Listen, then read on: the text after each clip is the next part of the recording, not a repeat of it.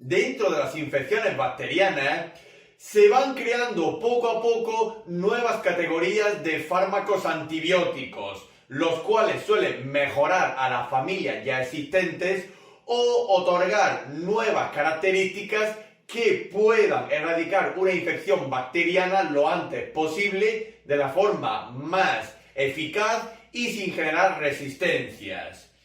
Una de las alternativas más modernas que van saliendo son los fármacos de la familia de las oxazolinidonas, donde encontramos un fármaco especialmente, el linezolid, el cual se ha conformado como el antibiótico alternativa a las grandes familias de antibióticos más potentes, como por ejemplo los glucopéptidos, donde encontramos la vancomicina y la teicoplanina, o los lipopéptidos, donde encontraríamos la daptomicina.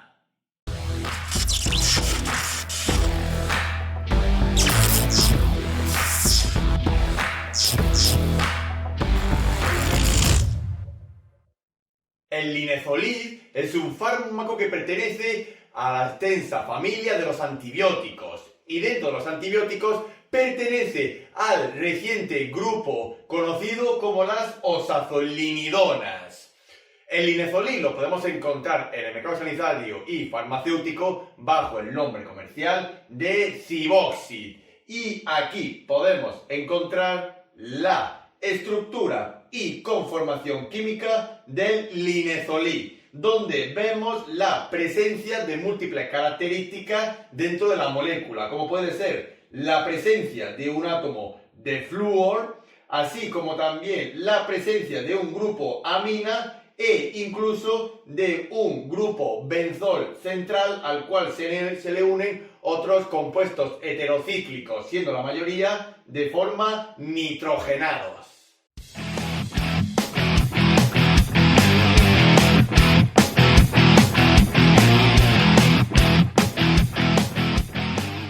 De reciente inclusión en el grupo de los antibióticos, el linezolid está indicado en el tratamiento de las infecciones bacterianas, pero aquellas que están producidas por cepas sensibles de tipo gram positivas. De ahí que el linezolid se suele utilizar cuando los antibióticos más especializados contra las enfermedades producidas por patógenos de tipo gram positivos, como por ejemplo la vancomicina o la teicoplanina, fallan. Es decir, el linezolid es una alternativa terapéutica cuando otros antibióticos han fracasado.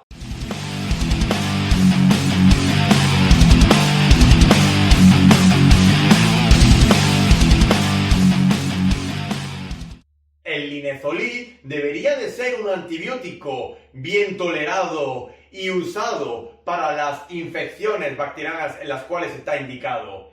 Pero debemos de tener en cuenta que no se utiliza en la propia alergia al linezolid en pacientes que tengan ciertas patologías cardiovasculares, como por ejemplo en la hipertensión arterial o incluso en algunos estados psiquiátricos, como por ejemplo en la manía o en los trastornos bipolares. Y como veremos más adelante, el linezolid inhibe de forma poco selectiva y también reversiblemente una enzima, que esta enzima tiene que ver con ciertas terapias, en este caso con los IMAOs, con los antidepresivos de tipo tricíclicos y con los inhibidores selectivos de recaptación de serotonina. Y también decir que el linezolid está contraindicado en la lactancia, donde se ha demostrado que puede haber daño en el recién nacido. Y dentro de las precauciones tenemos que saber que el linezolid, mucho cuidado, en pacientes geriátricos o frágiles, siempre hay que respetar a nuestros mayores, y en la insuficiencia hepática y o renal, al igual que cualquier otro antibiótico. El linezolid, debido a la gran potencia terapéutica que tiene, se recomienda que la terapia sea como máximo de 28 días, es decir, de un mes, para evitar la aparición de resistencias bacterianas. Mucho cuidado en aquellos pacientes que tengan o presenten un cuadro de mielosupresión. así como también si se sospecha de una colitis pseudomembranosa.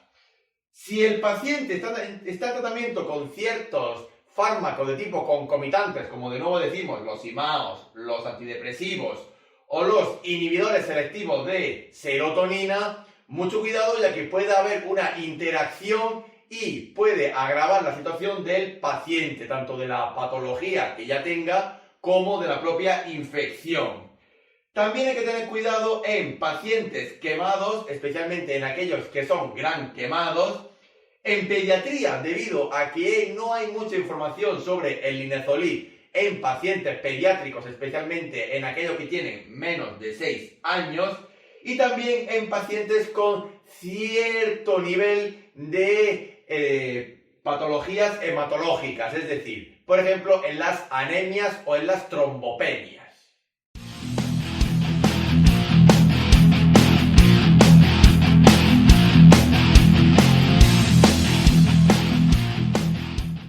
El mecanismo de acción del linezolid es algo complejo, pero comparte algunas características con otras familias antibióticas, como por ejemplo con los macrólidos o los aminoglucósidos.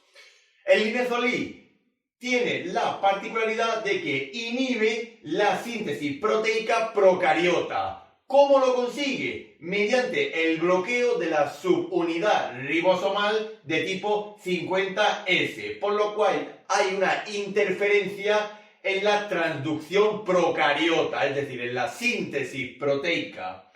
Y también tenemos que saber que el linezolid, aparte de su acción antibiótica, también se ha demostrado que es un inhibidor no selectivo irreversible de la enzima conocida como la MAO, es decir, la enzima monoaminoxidasa. También hay otros fármacos que interactúan con esta enzima, es decir, bloqueándola o suprimiendo su actividad. Como por ejemplo fármacos como los IMAOs, los antidepresivos de tipo tricíclicos, o los inhibidores selectivos de recaptación de serotonina, por lo cual es mejor no combinar el linezolid con estas sustancias.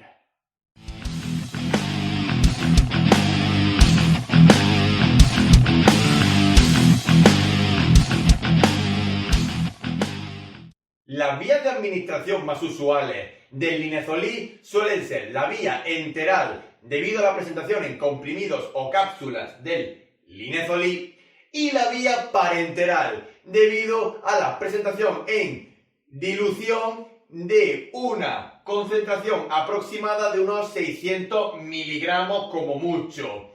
Y siempre la vía parenteral, en este caso la vía intravenosa periférica como central, siempre utilizaremos tiempos determinados que suelen oscilar entre 30 a 120 minutos de administración.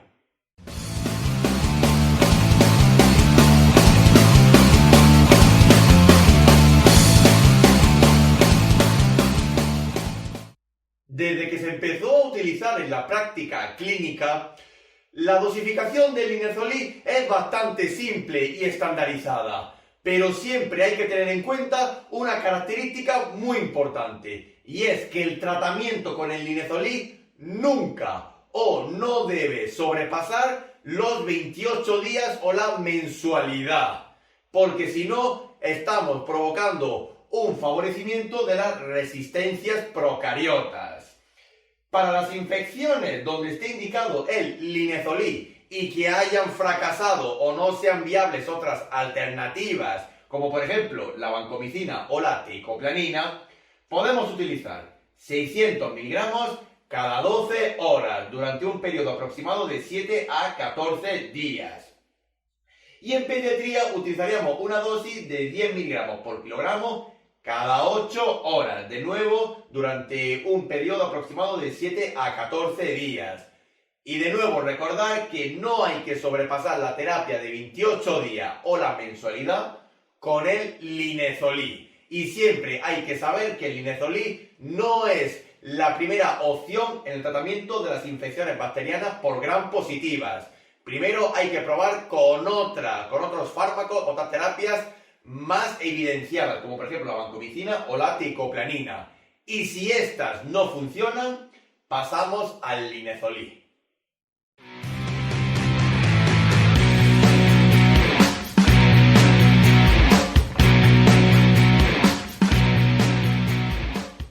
Dentro de la compatibilidad e incompatibilidad del linezolid con el resto de la farmacología existente, deberemos de realizar una exhaustiva bibliografía, aunque tampoco hay mucha información disponible de qué fármacos se pueden mezclar, tanto en la disolución como en terapia INI, con el linezolid.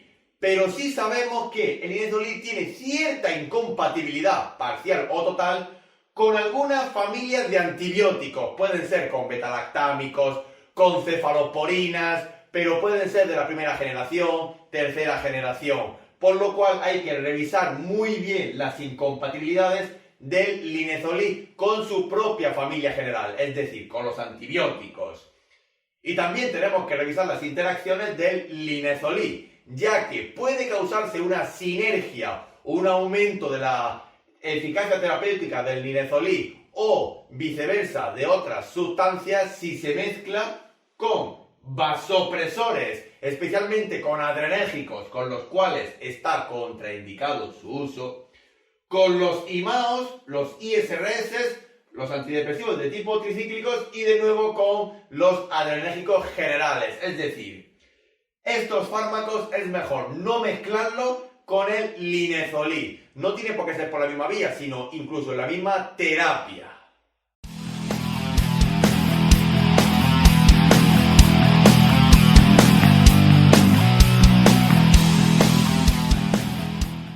A pesar de su reciente uso en la práctica clínica, se ha demostrado que el linezolid puede causar efectos adversos, siendo algunos de ellos muy apreciables a corto plazo, pero que poco a poco van remitiendo.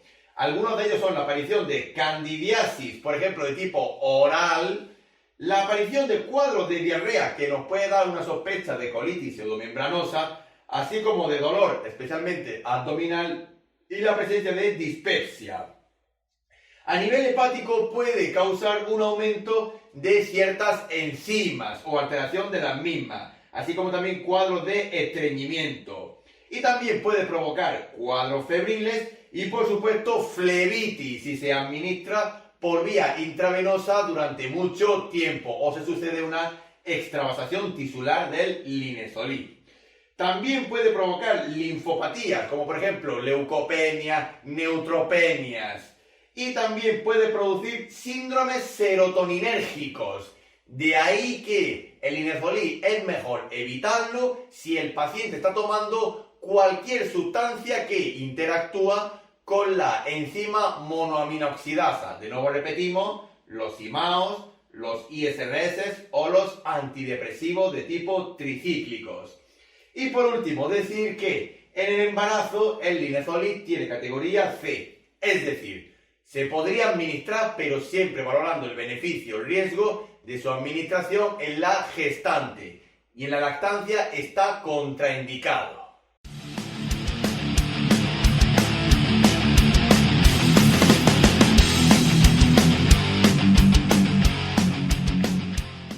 Finalmente nos queda decir que el linezolid se ha demostrado que es un fármaco dializable. Se elimina por las técnicas continuas y actuales de reemplazo renal. Y usualmente suele requerir un ajuste de dosis que está condicionado o va en función a la respuesta que tiene el paciente al linezolid y la eficacia terapéutica de la patología que presenta.